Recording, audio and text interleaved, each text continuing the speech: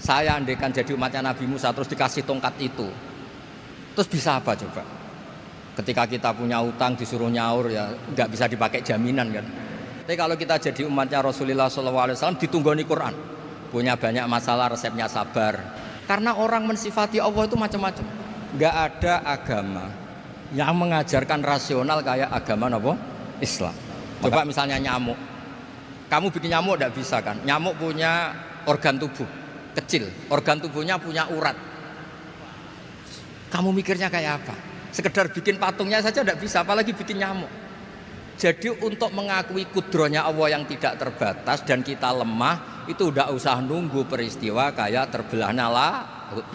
Nah gara-gara pola yang diajarkan Nabi itu ila yaumil qiyamah orang tetap Islam karena nyaman. Dengan kepastian mukjizat ini baqiyah ila yaumil qiyamah. Assalamualaikum warahmatullahi wabarakatuh. Waalaikumsalam warahmatullahi wabarakatuh. Alhamdulillahirabbil alamin wassalatu wassalamu ala asyrofil mursalin sayyidina maulana Muhammadin wa ala alihi wa sahbihi ajmain amma ba'du. Ingkang sangat kula hormati niki wonten Habib Nabil, semua keluarga besar Habib Mungtir, semua min usulihi wa furuhi sedanten ingkang kula hormati. Ingkang terhormat Habib Ahmad Bahar, Habib Ja'far Al-Attas, niki wonten Profesor Nazaruddin, wonten Pak Muzani, wonten Mas Nusron sedanten ingkang kula hormati. Yang spesial saya ini punya dua permintaan. Satu, jangan diundang lagi.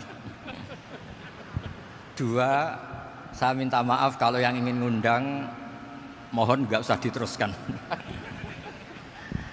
Saya akan cerita yang ilmiah. Saya terima kasih tadi sama Habib Abdullah bin Ja'far sama Ustadz Hasan Saifur Rijal. Begini, kenapa saya banyak dikutip para narasumber? Karena saya ini jenis kiai yang otoritatif. Jadi saya ini karena nggak menteri, sehingga kalau belajar itu serius sekali. Ya alhamdulillah ini ada Pak Muzani, orang yang bisa ngelantik seseorang jadi presiden. Masih punya utang satu, bisa nggak ngelantik kita jadi ahli surga? Begini kalau cerita ilmiah, nanti saya baca hadisnya. Ada kelebihan kita jadi manusia itu justru karena ketidaktahuan kita. Kita tentu hingga detik ini tidak melihat surga langsung, tidak melihat neraka langsung, apalagi melihat Allah Subhanahu wa Ta'ala. Tapi selalu ada teori, dan ini dibenarkan oleh semua ulama karena ini nas itu mansus. Dan itu diantara kelebihan Rasulullah SAW adalah diutus kafatan linnas untuk semua orang. Sehingga ada orang ditanya, dengan apa kamu tahu kalau Tuhan itu satu? Orang ini dengan enteng menjawab, innal isnaini, angka 2, 3, 4 dan seterusnya, nisbatu dzalika ilal wahid nisbatul far'i ilal asli. Jadi segampang itu nerangkan ayat qul huwallahu ahad, Allah itu satu.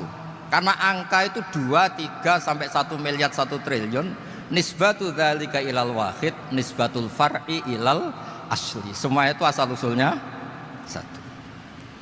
Begitu juga begitu gampangnya Syekh Nawawi Al-Bantani menerangkan kenapa bismillah itu dimulai ba. Huruf hijaiyah kan alif, tapi kalau bismillah dimulai dari satu ba. Ba itu ada titik satu. Anda gambar kambing, gambar apa saja, gambar Anda entah baik entah jelek, itu tetap dimulai satu titik. Nah satu titik ini disebut nuqtatil wujud, asal usul wujud. Sebab itu kitab I'anatul Thalibin, tadi Habib Nabil cerita sanad-sanadnya Mbah Mun. Sebetulnya kalau boleh angkuh, yang berhak cerita itu saya, karena kitabnya milik saya. Tapi beliau tak kasih terus cerita, ya alhamdulillah. Ada penyambungnya gitu. Nanti tak kasih lagi beliau. Ya memang yang paling berat beliau karena turunannya itu. Tapi kitabnya dari saya, jadi ya satu-satu lah. Kitab I'anatul Thalibin itu dikarang oleh ulama top, namanya Said Abi Bakar Syato. Beliau punya murid yang sangat terkenal di Indonesia, namanya Syekh Mahfud At-Turmusi. Syekh Mahfud ini punya murid diantaranya yang paling terkenal tentu Mbah Hashim sama Mbah Ahmad Dahlan, pendiri Muhammadiyah.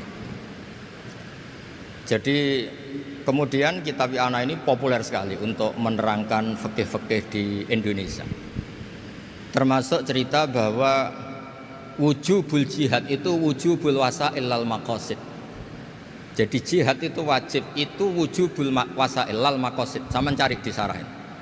Sekiranya dakwah itu bisa tidak dengan jihad, dengan pengajian kayak Majelis Rasulullah, kayak Majelis Nurul Mustafa, kayak kiai-kiai kampung, itu sudah cukup karena sudah isolul maksud, orang sudah menjadi kenal Allah Subhanahu wa taala.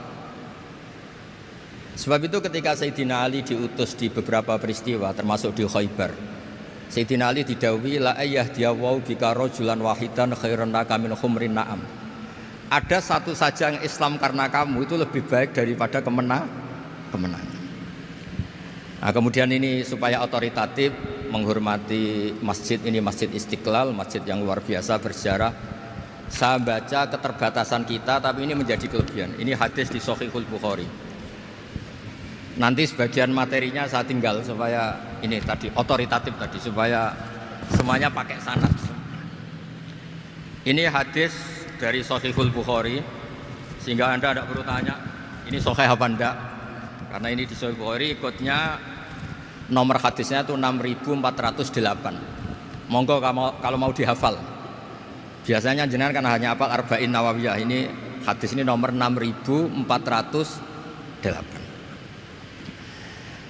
Ada keterbatasan yang akhirnya menjadi kelebihan kita, yaitu kita tidak tahu Allah Subhanahu wa taala. Suatu saat para malaikat ditanya, apakah mereka yang membaca tasbih di sini misalnya di Istiqlal ini ngerti saya, kata Allah. Kata malaikat tidak tahu. Fayaqulu hal ra'auni. Qal fayaqulu la wallah ma ra'auka. Qal fayaqulu kaifa la ra'auni. Yaquluna la ra'auka kanu ashadda laka ibadatan wa ashadda laka tamjidan wa aktsara laka tasbihan. Andaikan manusia itu ngerti engkau ya Allah, maka tasbih mereka ini akan lebih dari kita. Saya beri contoh, ini terutama untuk zuriyah Rasulullah SAW. Nabi itu manusia, bashar, tapi lakal bashar. Nabi ketika muji Allah SWT ini supaya kalau sholat jenengan hayati. Misalnya pertama muji begini, lakal hamdu mil'us samawati wa mil'ul ardi. Kebanyakan di Jawa memang baca pakai rofaknya mil'u, tapi di beberapa sanad dibaca mil'a, itu urusan i'rab lah.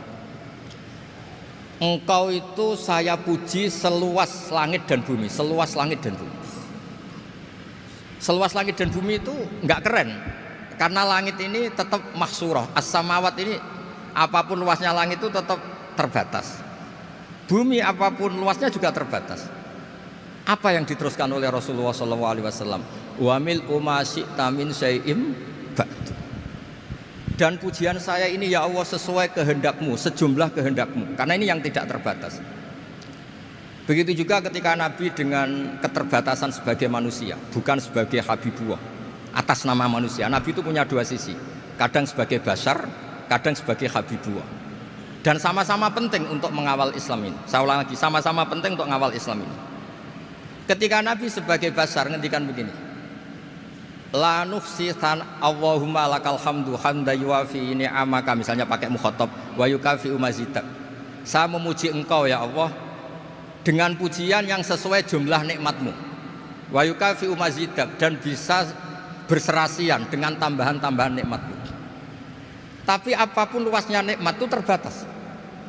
Sehingga Nabi nambahi, la ukhsi thana'an alita anta kama atneta ala nafsik. Saya muji ini tidak terhitung, sama sejumlah pujian yang engkau lakukan. La uksi atau la nuksi thana alika anta kama atneta ala nafsi. Sehingga ini kreasi-kreasi Bani Adam yang malaikat itu tidak bisa. Saya ulang lagi, ini kreasi-kreasi Bani Adam yang bakat malaikat itu tidak bisa. Ini saya baca di kitab Fathul Bari, ini sarahnya kitab Bukhari. Kata Imam, ini saya ulang lagi, ini kata Imam Ibnu Hajar Al-Asqalani, pensarah terbaik Bukhari. Jadi Sahihul Bukhari itu punya sarah paling terkenal namanya Fathul Bari. Itu gurunya Syekh Zakaria Al-Ansari. Syekh Zakaria itu dikenal sebagai Syekhul Islam. Itu berkahnya punya guru alim banget kereng. Ibnu Hajar al Asqalani itu kereng itu keras. Kalau muridnya tidak bisa itu keras sekali. Tapi urusan ngaji saja. Terus punya murid itu pinter sekali, namanya Ibnu Hajar al-Haytami. Jadi beliau kalau mau ngaji ya susah karena gurunya itu alim nyuruh baca. Kalau mau ngajar ya susah, muridnya itu alim takut salah. Jadi akhirnya pinter. Orang punya murid alim alama itu kan bingung. Makanya saya tidak suka kalau Profesor Nazar ngaji saya. Nanti ngoreksi repot. Sudah gitu Islamnya beliau formal karena Menteri Agama, saya non formal. Lama-lama Islamnya beliau legal, saya ilegal. Kan jadi repot nanti. Makanya tadi tak bully, tak cocokkan. Kalau jenengan Menteri Agama sampai akhirat berarti top. Tapi kayaknya di akhirat saya yang ngelamar jadi Menteri Agama. Tidak ada, ini nggak penting. Ini hanya gojlokan saja supaya kelihatan bahwa Menteri pun juga warga Indonesia.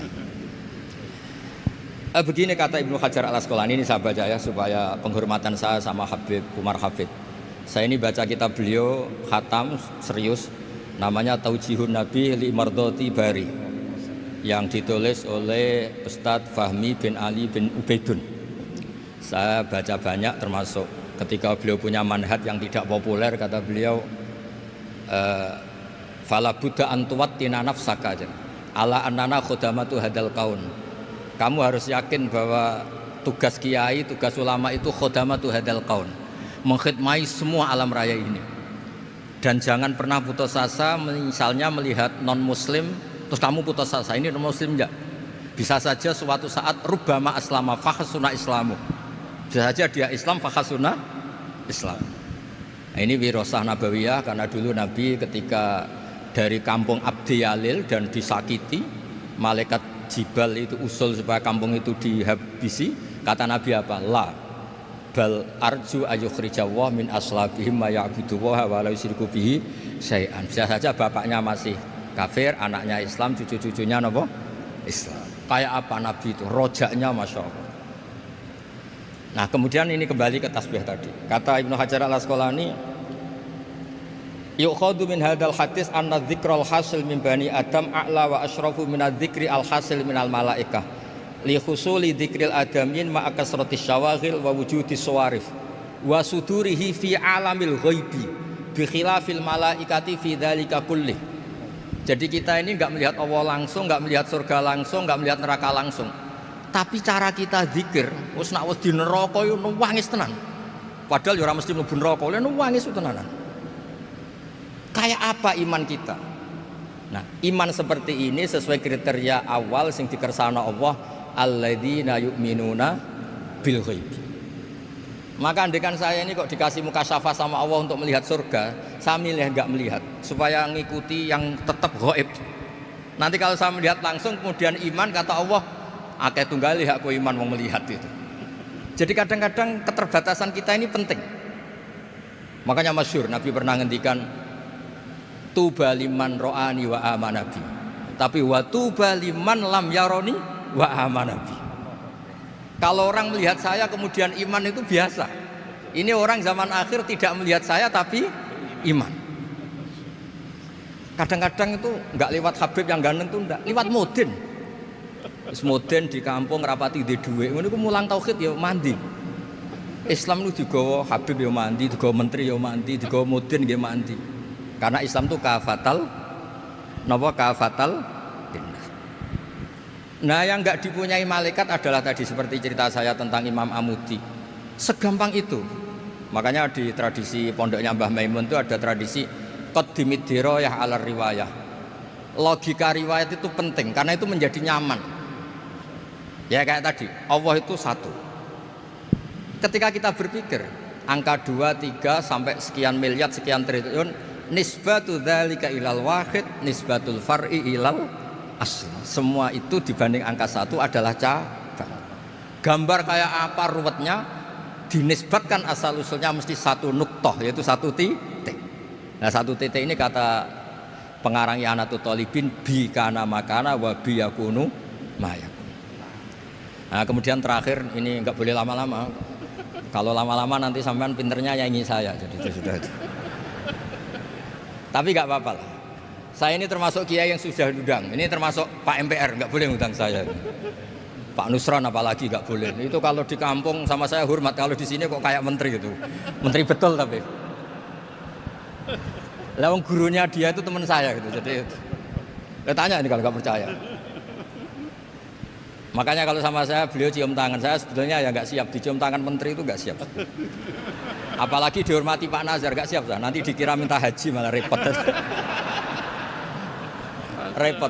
Saya ini tadi bisik-bisik itu urusan ilmu tasawuf, gak ada urusannya dengan haji. Nah, cocokan. Kenapa beliau suka ilmu tasawuf? Saya kan sering lihat beliau ceramah di TV. Katanya obat Gus obat. Orang kalau belajar tasawuf kan kepenak itu. Kayak wis ahli swarga kan kepenak di tasawuf itu kan memang. Sekarang saya cerita tentang ini karena bidang yang saya tekuni. Ada kitab tentang ulumul Quran namanya Al-Mufradat fi Gharibil Quran. Dikarang oleh Ar-Raghib Al-Asfihani. Ini kitab luar biasa. Di situ hanya cerita lafat-lafat per kata. Saya tadi sebelum kesini ngajar dulu di pondoknya Beki, Baitul Qurannya Pak Kures. Karena memang saya termasuk pengajar di sana.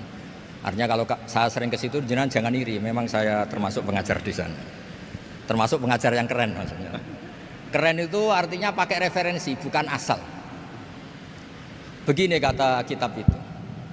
Rasulullah SAW itu kan punya nama Muhammad, orang yang banyak sikapnya atau semua sikapnya terpuji. Termasuk ketika sebagai manusia, sama kita termasuk ketika sebagai apa?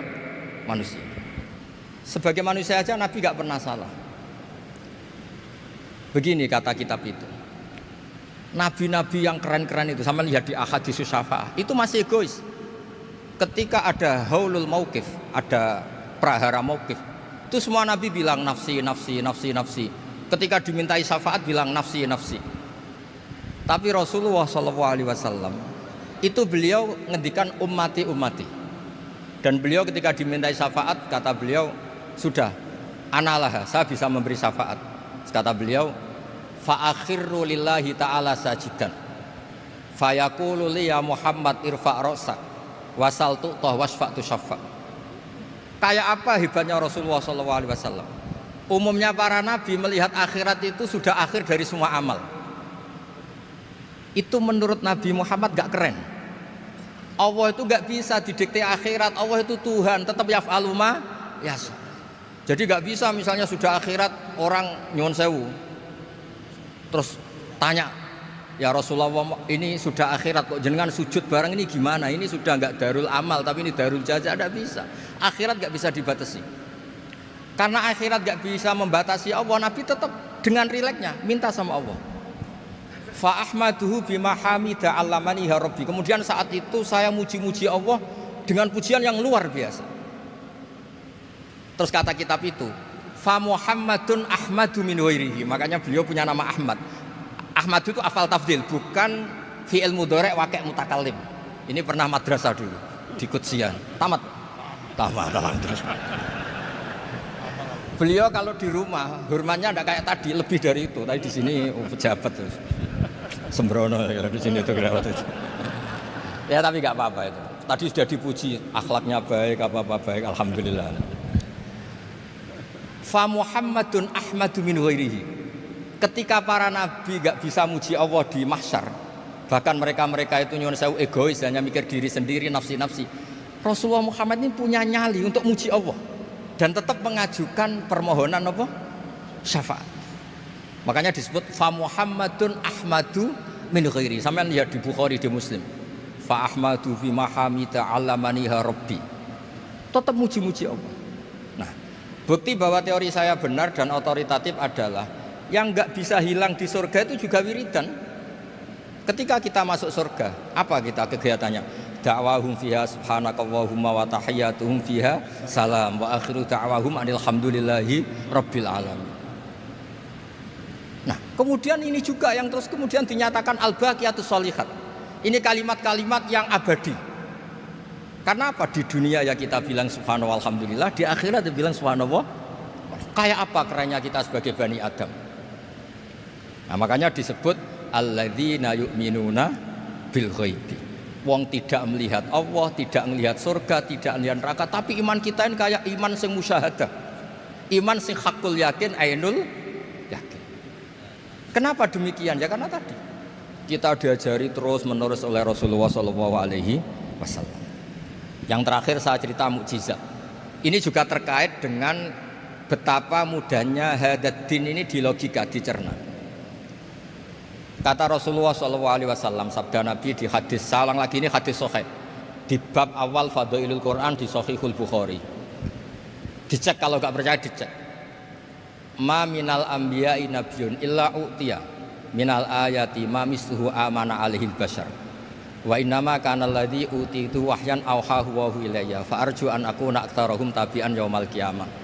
Enggak ada nabi kemudian kecuali dikasih wahyu, dikasih mukjizat. Dan mukjizat ini dahsyat sehingga orang itu dipaksa iman. Kayak Nabi Soleh, ada unta besar keluar dari batu. Nabi Musa punya tongkat dipukulkan ke Laut Merah langsung menyibak jadi daratan. Tapi kata Nabi Muhammad SAW, saya itu tidak punya mukjizat kayak itu, juga gak ingin. Saya ini dikasih mukjizat Al-Quran. Dan saya berharap karena mukjizat Quran ini adalah terus kemudian umatku menjadi yang terbanyak ila yaumil qiyamah. Sekarang kita berlogika. Ini kata kitab Fathul Bari lagi. Kita berlogika. A'jaza yu'jizu i'jazan. Sesuatu yang menjadikan orang lain enggak mampu disebut i'jaz. Kemudian karena ayat menjadi mukjizat, sesuatu yang kita sepakat enggak mampu. Nah, kalau itu masalahnya, tongkat dipukulkan laut kemudian menjadi kering, kita mampu enggak? Enggak kan? Tapi pertanyaannya, Anda bikin nyamuk mampu enggak? Enggak kan? Anda bikin sapi, bikin unta mampu enggak? Enggak kan? Makanya Nabi Muhammad SAW cukup, sudahlah kamu itu manusia. Bahkan sekedar menciptakan lalat itu enggak bisa. Inna wa la yastahi ayyadriba masalam ma'aba'udatan fama fawqaha. Kemudian mukjizat ini sama Nabi dicontohkan hal-hal yang keseharian kita. Wa min ayatihil lailu wan naharu wasyamsu wal qamar. Sekarang peristiwa laut dibelah Nabi Musa dengan matahari yang nggak pernah turun mesin, itu keren mana coba? Keren matahari yang nggak pernah turun mesin. Terus kata Ibnu Hajar Al-Asqalani, li'annal mu'jizat al-madiyah kanat khisyatan tusyahadu bil absor kana qati soleh wa asa Musa wa mu'jizatul Quran tusyahadu bil basirah fakana man yattabi'uhu atau yatba'uhu li ajliha aksar. Fa innal ladzi yusyahadu bil absar yang qaridu bingkiradi musyahidihi wal ladzi yusyahadu bil basirah bakin. Ya, saya ulang lagi, bakin. Ya, bakin terus disaksikan orang sing ja'a badal awali mustamirran. Begini logikanya. Mukjizat kayak nakoti Soleh atau Asa Musa yang terkenal. Saya andaikan jadi umatnya Nabi Musa terus dikasih tongkat itu, terus bisa apa coba? Ketika kita punya utang disuruh nyaur, ya nggak bisa dipakai jaminan kan. Sudah gitu orang tanya ini asli apa enggak. Kalau asli buktikan, kan ya repot. Tapi kalau kita jadi umatnya Rasulullah SAW ditunggoni Quran, punya banyak masalah resepnya sabar. Kalau nggak bisa sabar ya nyari kiai-kiai tukang ijazah nak menodongannya mandi. Karena orang mensifati Allah itu macam-macam. Makanya saya pastikan nggak ada agama yang mengajarkan rasional kayak agama apa? Islam. Makanya liqaumi yaqilun liqaumi yatafakkarun. Coba misalnya nyamuk. Kamu bikin nyamuk tidak bisa kan? Nyamuk punya organ tubuh kecil, organ tubuhnya punya urat. Kamu mikirnya kayak apa? Sekedar bikin patungnya saja tidak bisa, apalagi bikin nyamuk. Jadi untuk mengakui kudrohnya Allah yang tidak terbatas dan kita lemah, itu udah usah nunggu peristiwa kayak terbelahnya laut. Cukup wa ma min dabatin fil ardi wala ta'ir yatiru bi janahihi illa umamun amsalukum inna fi khalqis samawati wal ardi wakhtilafil laili wan nahar, seterusnya la ayatil liqaumi yaqilun. Nah, gara-gara pola yang diajarkan Nabi itu ila yaumil qiyamah orang tetap Islam karena nyaman dengan kepastian mukjizat ini baqiyah ila yaumil qiyamah. Itu kayak apa baiknya Nabi? Makanya saya suka tadi burda yang dibaca. Ada ulama kayak Muhammad bin Said Al-Busiri yang ngarang burda. Itu kalau berpikir itu sederhana. Ngeten lho Gusti, malah nerangno pangeran. Lama da'awa da'ina li taati bi akramir rusli kuna akramal umami. Ngeten lho Gusti, karena Rasul Muhammad itu terbaik, ya logikanya umatnya juga terbaik. Jadi lama da'awa da'ina li taatihi bi akramir rusli mesti kuna akramal umami. Jadi Burda ini saking manjanya sama Allah sampai bilang gini. Wala yadi ka Rasulullah jahu kabi idal karimu tajalla bismimun takimi. Ya Allah, engkau telah menamai Nabi engkau itu Raufur Rahim, yang penuh kasih sayang, yang sohibus syafa'ah. Maka ketika engkau ingin nyiksa kami dengan alasan engkau ini al-muntakim, dat yang bisa nyiksa orang maksiat, jenengan harus ingat ya Allah bahwa Nabi kita itu Nabi yang engkau gelari Raufur Rahim. Ya kalau gitu jangan jadi nyiksa. Terus gunanya apa digelari Raufur Rahim ra iso nyafaati gitu. Itu jenenge wala yadi ka Rasulullah jahu kabi idal karimu tajalla bismi muntah. Terus fa inna min judika dunya wa darrataha wa min ulumika imal lauhi wal qalam. Dan itu juga yang dibuktikan Rasulullah SAW. Sampai beliau ngendikan likulli nabiyyin da'watun mustajabah wa akhtabi da'wati syafaatan ummati yaumal kiamah. Semua nabi itu punya doa yang mustajab dan semuanya sudah dipakai di dunia. Tapi saya menyimpan jatah itu supaya saya tetap punya hak syafaat fi yaumil kiamah. Terus ini bukti-bukti bahwa ilmu yang selama ini diajarkan para habaib, para kiai itu otoritatif. Saya hanya bantu jenengan memastikan kalau hadis itu sahih dimaknai oleh ulama-ulama yang kredibel. Ya, perjanjian terakhir tadi. Saya ini termasuk kiai yang sergap tanya Mas Nusron. Pak Muzani juga pernah ke rumah saya. Meja saya itu isinya ya kitab. Habib Nabil pernah ke kamar isinya kitab. Jadi kalau jenengan ngundang saya itu berhadap-hadapan sama hukumnya Allah. Yaitu ganggu orang belajar gitu aja. Mohon ngoten mawon. Assalamualaikum warahmatullahi wabarakatuh.